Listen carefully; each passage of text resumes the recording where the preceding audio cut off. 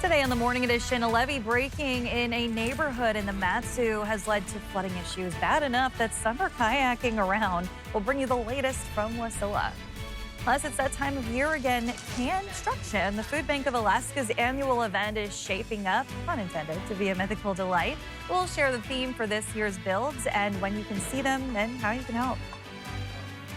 And later, meet the KC Swifties, a group of girls inspired by their favorite artist and celebrating a love of the sport, forming their own team and not only playing to have fun and make friends, but playing well for even trying for a championship. We'll check out their style as the Morning Edition starts now. Good Friday morning, everyone. Thanks for waking up with us today. Man, things are really melting quickly this year. It feels like melting fast. Yeah, we've seen a drastic drop-off in our snow depth. We still got well over a foot of snow on the ground, but we have seen that snow really quickly dissipate over the last week to 2 weeks. Now, about 1 to 2 weeks ago, we saw that snow depth sitting right around 24 to 25 inches, and this morning we're seeing that snow depth sitting just a few inches above 12 inches. But we are waking up this morning to those temperatures still sitting above freezing for many areas. Winds for the most part remaining fairly light. You can see that additional melting that's taking place. Roads being able to be seen across South Central as that melting is taking place, more so along the roadways. The grassy areas, while that snow is gradually melting away, we're seeing some of the greatest melting on the roads and areas surrounding those roadways. You can see temperatures this morning, 20s and 30s as we start off your Friday. The only exception, Golcana coming in at 18 degrees. And while we are on the quiet side, as we welcome in your Friday, towards the afternoon hours,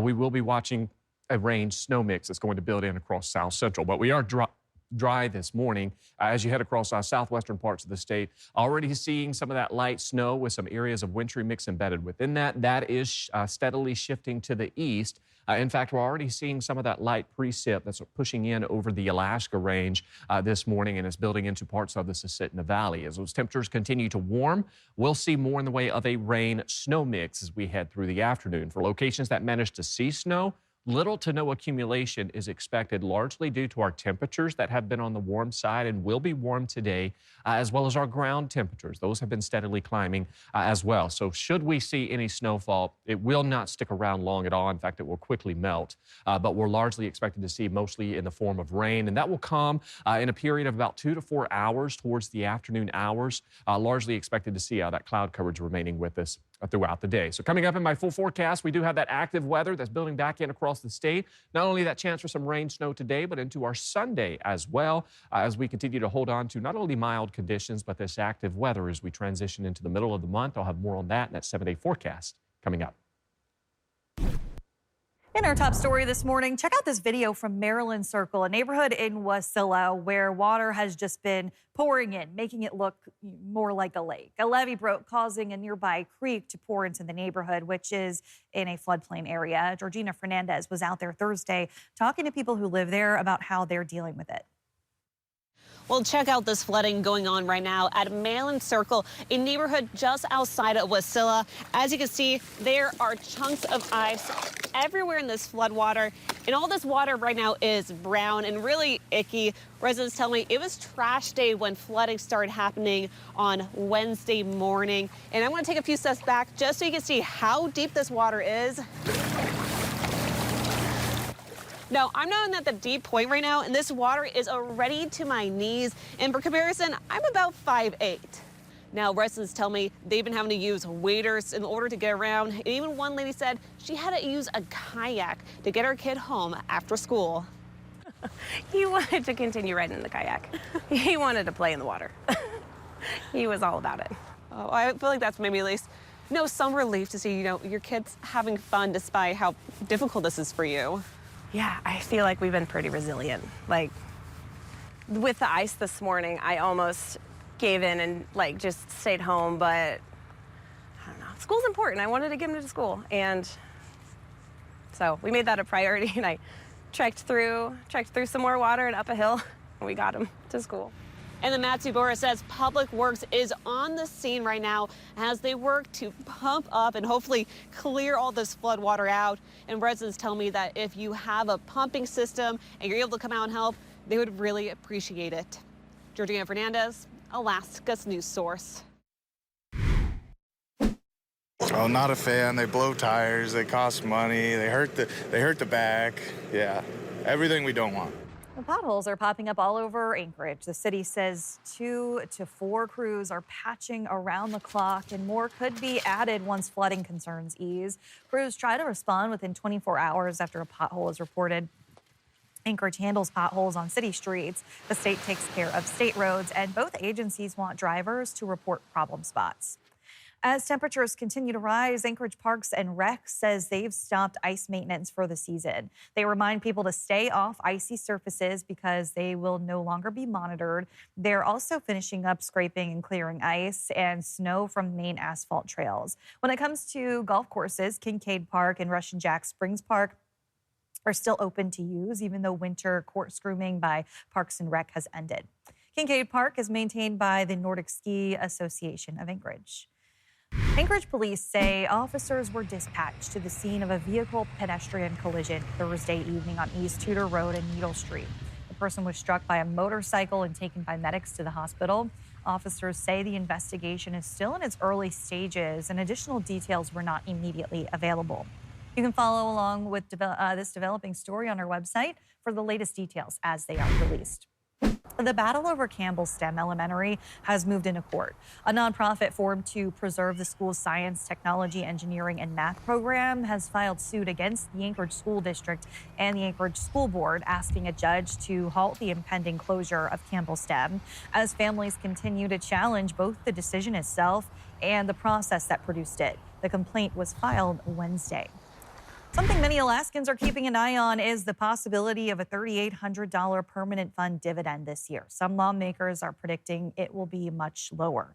There's about 70 amendments being looked at. Political reporter Will Courtney is following developments and talking to lawmakers about it all in his Political Pipeline podcast. You can stream episodes by adding the Alaska's News Source channel on Roku, Amazon Fire, and Apple TV. Now, the campaign for Senator Dan Sullivan announced Thursday that the incumbent raised $2.1 million in his first quarter.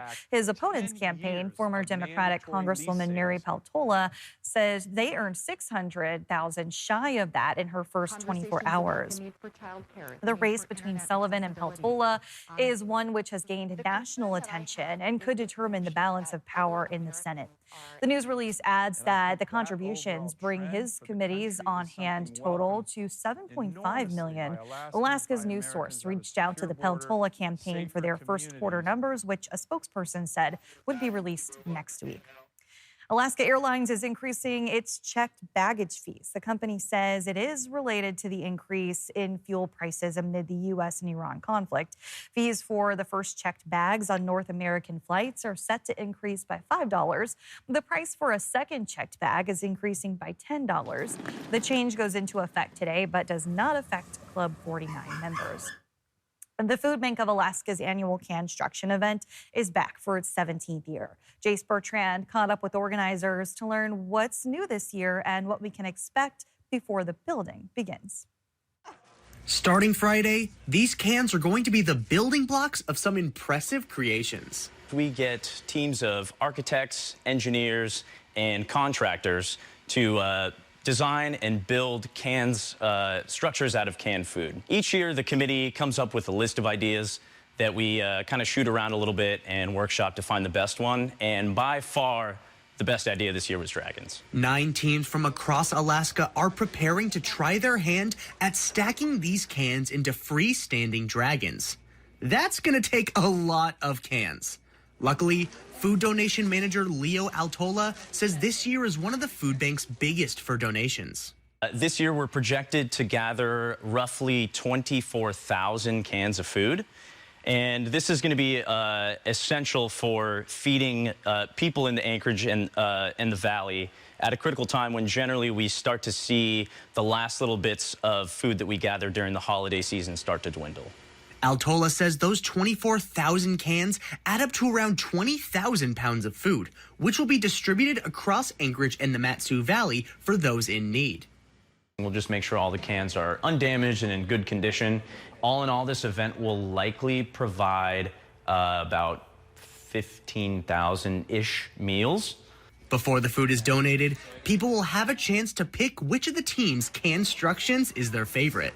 And the public can participate in this event by going to their favorite structure, scanning the QR code on the poster, and then selecting which structure they want to vote for. At the end of the event, we will tally up all the votes, and whoever has the most will get the People's Choice Award. The structures will go up on Friday and will be taken down for donation on April 24th, giving enough time for everyone to get a good look at these impressive creations. Jace Bertrand, Alaska's news source. Still ahead today on the Morning Edition. If you look to the skies, you may see some familiar feathered friends starting to reappear. Birds are returning to Alaskan skies, but that means you may find birds in need of help sometimes as well.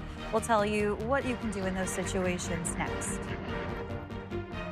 As we head through your Friday, we are going to be watching a rain-snow mix building in across South Central with another chance into our Sunday. I'll have more on that. First at sunrise, 6:53 in Anchorage, 5:59 in Juneau. Your full forecast is next. Welcome back in on this Friday morning. We are headed into the weekend. Aaron, what can we expect? Well, we are going to see some drier conditions as we welcome in our Saturday, but for today, we will be watching a rain-snow mix slipping into South Central as well as the interior. That's already bringing some snow showers to areas of western Alaska. But you can see temperatures across the state this morning for many locations hovering right around that freezing mark, even as far north as the slope. Utqiagvik coming in at 30 degrees, Fairbanks coming in at 30 as well. We've got Anchorage at 33 degrees, while Juneau is sitting right at freezing. So it's a mild start to the morning across the state, as practically everyone is holding on to some of these warmer conditions. There is our frontal boundary as it sweeps across the state.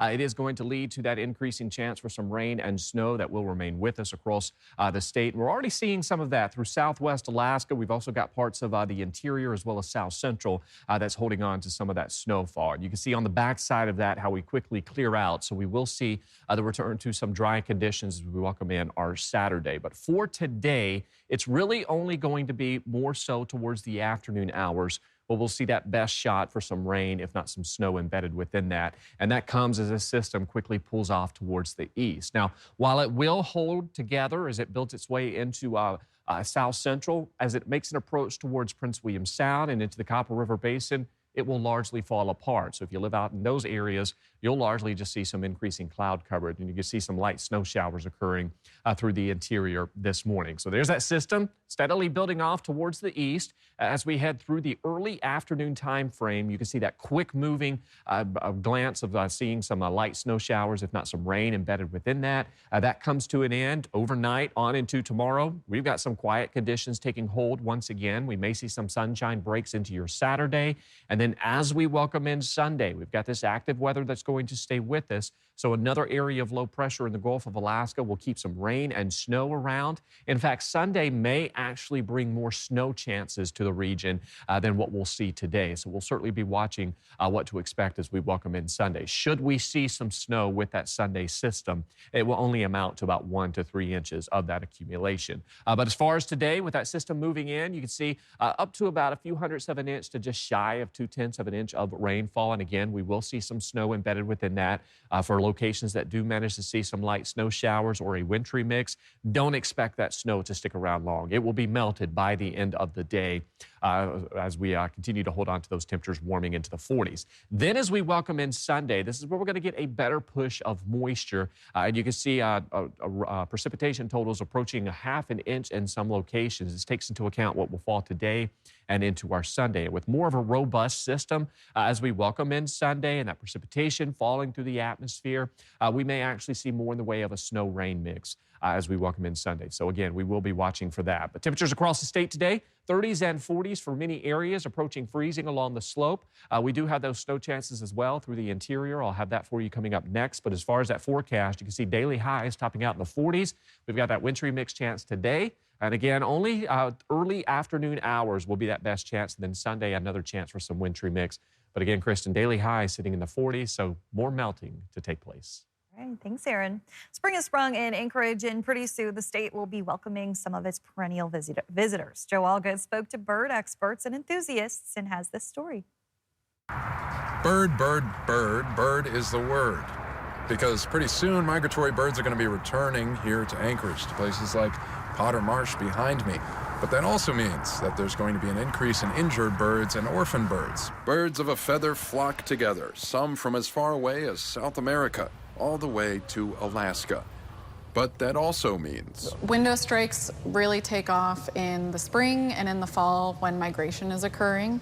And then any interactions with pets typically occur more during the summertime as well. in those cases, Bird TLC will gladly take them under their wing. Go ahead and give us a call, and we can guide them through the process, whether it's appropriate for them to facilitate a rescue. And once in fine feather, Once the birds are back in peak physical condition, we can release them back into the wild.